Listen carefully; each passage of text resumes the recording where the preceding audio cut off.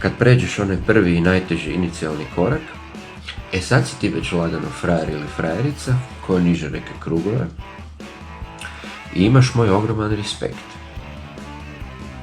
Naravno imate ogroman respekt i vi koji ste probali, a nije vam išlo. Ići će drugi put. Znači zadnji put smo rekli kapa.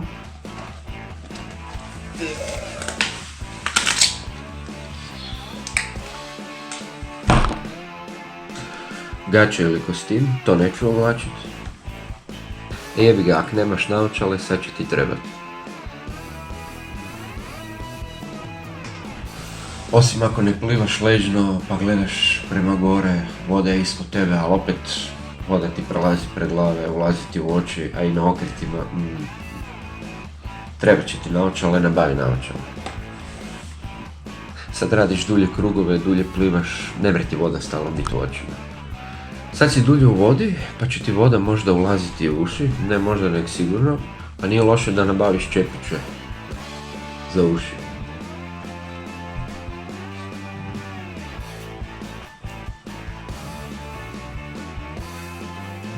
Ako ti ne smeta voda u ušima, super, ne trebaju ti čepiće. Makar to za čepiće sam mogu reći i na prvom inicijalnom koraku. Sad polako gradi prema tome, postepeno dodavaj dužinu da isplivaš prvih 500 metara ili kilometara u komadu. Ali opet ponavljam, sve oprezno, postepeno i nemojte svaki put kad ste na bazenu ići do maksimuma.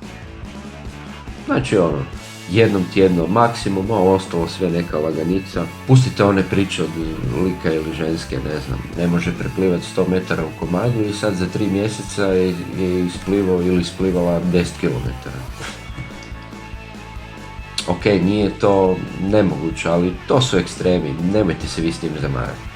I to vam sve kratko traje, to je nešto kampanjski, kao neka kampanja, dođe i prođe i ti ljudi većinom, znači kad ispune taj cilj od recimo 10 km, više ni ne plivaju, više to ni ne rade. Koji u tako kratkom periodu dođu do toga.